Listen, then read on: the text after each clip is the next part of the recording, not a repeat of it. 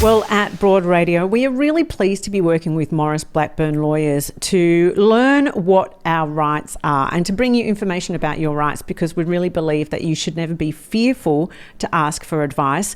And so today we continue working with Maurice Blackburn, and we welcome to the show Maurice Blackburn's National Head of Medical Negligence, Dimitra Dubrow. Good morning, Dimitra. Good morning, Jo. Good morning, Ange. It's really lovely to have you on the show. Now, I'm fortunate never to have had a bad experience with my medical treatment, but I read about it happening to people all the time. We hear about some really very tragic and sad outcomes. What sorts of claims do you represent? What have you seen in your time in medical negligence? Well, the cases that we see are really as broad as medicine itself. It's as vast as medical treatment and intervention. So we have cases involving emergency department care or general hospital care, general practice, specialist care, surgical matters. We also have cases involving obstetric care, so stillbirths and neonatal deaths. And sometimes it's birth injury to the baby or to the mother. And we also have claims involving mental health care. So it might be that a patient has been able to suicide whilst in a mental health facility, or has been able to abscond and self-harm or suicide. And then we have cases involving missed or delayed diagnosis of cancer. And an example of such a case and cases that we see include delayed diagnosis of bowel cancer. So if I can give you an example of a young man in his late 30s who attended his general practitioner worried about bleeding, and he was referred to a specialist to undergo a colonoscopy. But that specialist performed an examination and diagnosed hemorrhoids and gave him dietary advice. A year later, our client returned to his GP because the bleeding had worsened, and then a colonoscopy was performed, and advanced rectal cancer was diagnosed at that time. He did undergo treatment, but unfortunately a year later he was diagnosed with metastatic spread of cancer. So now his condition was terminal. So in that case, we had to work very quickly to bring the claim in the person's lifetime, in our client's lifetime, bring the case and resolve it, not only from the point of view of obtaining compensation for him, and that was obviously very important to do that before he passed away, in terms of protecting the damages that can be obtained for the person, but also so that he could see justice in his lifetime. And we did do that, and as sometimes happens in these terribly sad cases, he died shortly after the claim was resolved. And so fortunately we do see that there has been increased awareness around delayed diagnosis of cancer, and that you're really never too young to have cancer. So screening and testing is really important. But we still see cases involving the missed opportunity to diagnose cancer earlier. And that includes delayed diagnosis of breast cancer, where we have cases involving, and one particular one, again, of a young mum of two who was presented to her GP having found a lump while she was breastfeeding her youngest daughter. She was referred for an ultrasound, but it came back reporting a blocked milk duct. So her cancer diagnosis was delayed because it was only diagnosed when the lump grew and she returned for further testing. Wow. Well, in the past week, Dimitra, we've been made acutely aware of this with another newborn dying at Blacktown Hospital, and that is the sixth little newborn who's died at that hospital over the past couple of years. I can't imagine the grief those parents are going through. What course of action is available to them? Well, yes, this is the latest case in a series of tragic cases involving Blacktown, and we have had some families who've been affected by death around the time of birth. contact us and seek advice. And it's really early days for this family of the latest case, but I can just outline the case of another family involving a death at Blacktown Hospital, because they've already talked about their experience. And in that case, the mother presented to the hospital on the day of the baby's birth. She'd already actually attended the hospital a few times beforehand with reduced fetal movements, but she'd been assessed and discharged. But she attended on this day because that was part of the follow-up plan from the previous attendances. While she was at the hospital, her waters broke, and in fact the waters showed thick meconium liquor, which is something that can be a sign that the baby's not travelling well. A CTG monitor was placed on her. That's the machine that monitors the baby's heart rate, heartbeat, and that monitor showed shortly after it was put on that the baby's heart rate had fallen right down. And a little while later, there was another prolonged, what they call prolonged deceleration, so another drop that was prolonged on this occasion. At the time, the mother texted her husband to say the baby's heart rate is at around 100 beats per minute. Her husband couldn't be with her at the time because of COVID. He was later able to join her. But over the next 2 hours, the CTG trace showed the baby's heart beat dropping on a number of occasions. And then when the baby's heart beat dropped significantly, an emergency caesarean section was performed. There were attempts to resuscitate the baby, but she died shortly thereafter. So that was the fourth case of death in 18 months at Blacktown Hospital. And in that case, the hospital, as it has done with some of the other deaths, themselves have investigated the circumstances surrounding the death. So that's one thing that can happen in situations like this. The hospital themselves carries out an investigation to obtain some answers. But patients can ask questions, they can seek explanations, even if a hospital hasn't instigated their own investigation. That's something that can be called upon to be done. And if it's not possible to seek out medical staff to achieve this, then every public hospital in Australia has a patient liaison officer, and they can act as a bit of a go-between for the concerns being raised.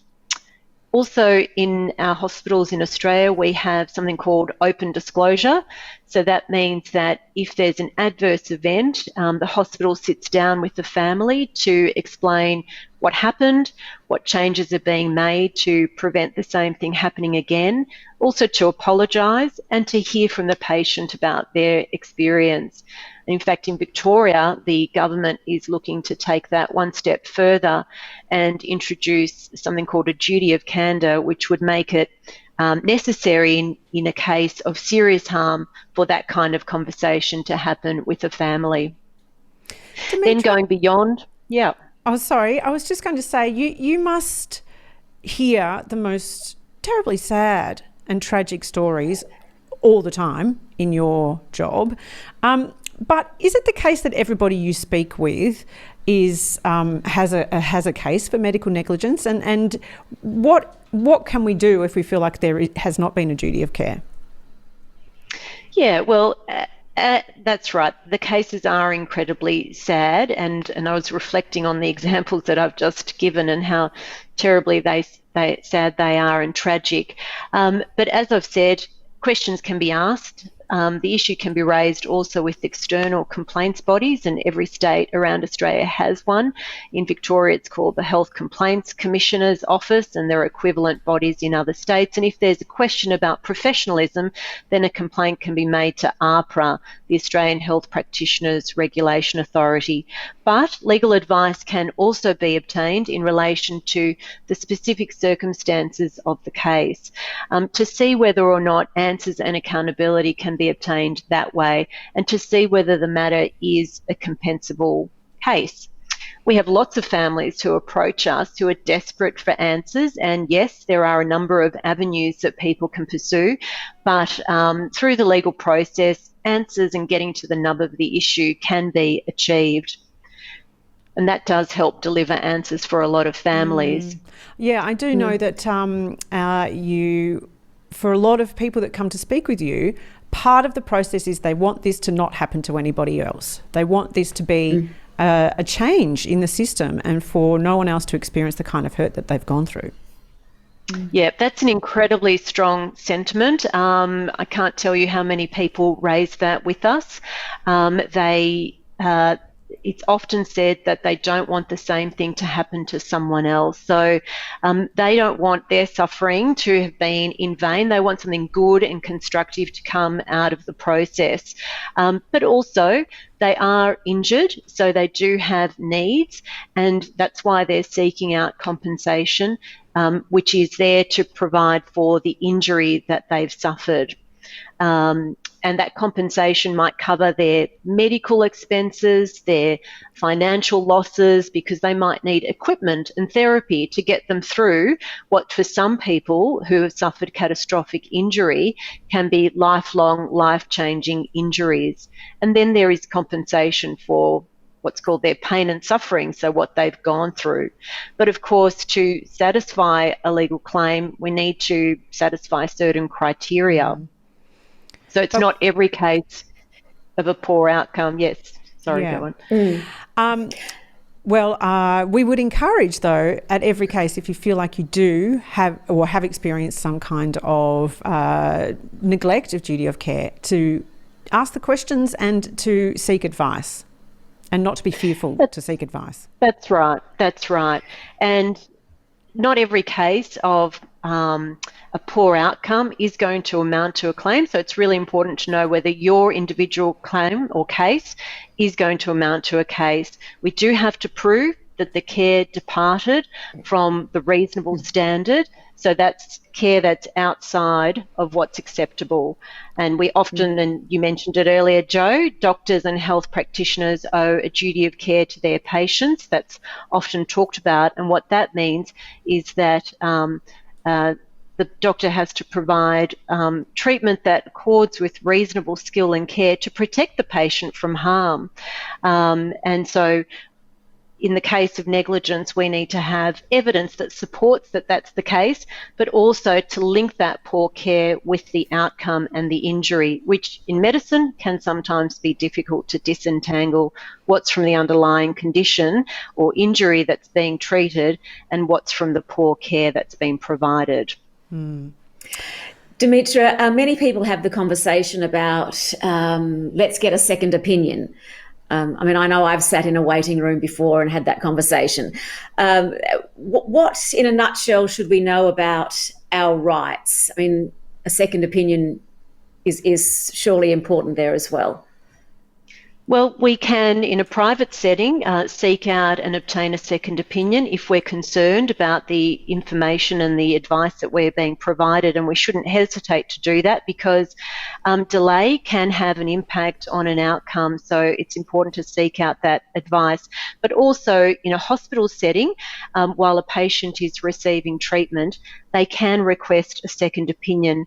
We do in Queensland have a formalised program, and in some other states where the patient can call for another doctor to come and review them, a doctor who hasn't previously been involved in the care, to provide fresh eyes to the problem and to the issue.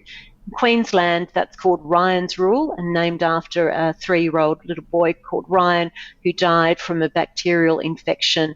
But even though it's not a nationwide escalation process, it's something that patients can avail themselves of. So if at any time patients or their families are concerned about the treatment, they can call for that second opinion, and they should do so.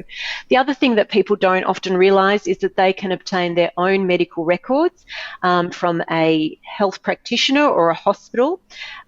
We often hear about the Freedom of Information Act, and that can be relied upon to obtain records or equivalent legislation from public hospitals, but people can also obtain their records from private hospitals or private practitioners under what's called the Privacy Act or equivalent. There's a fee to pay, but it's an access to your health information and assist people to gain a better understanding of the medical treatment they've received. Dimitra, that is really great information, and I'm glad that you've shared that, because I think that often we feel a little intimidated by the medical profession and by the people that are treating us, and we always hear that we have to be our own advocate for our health, but sometimes you can talk and ask and you still feel not listened to. So it's really wonderful to understand what our rights are and to not be fearful to ask for more information and to sort of, insist on better care. And if you are concerned, of course, seek advice. There are many amazing organisations out there that can assist you with this. Dimitra Dubrow from Maurice Blackburn Lawyers, thanks so much for your time today. Thank you, Jo. Thank you, Ange.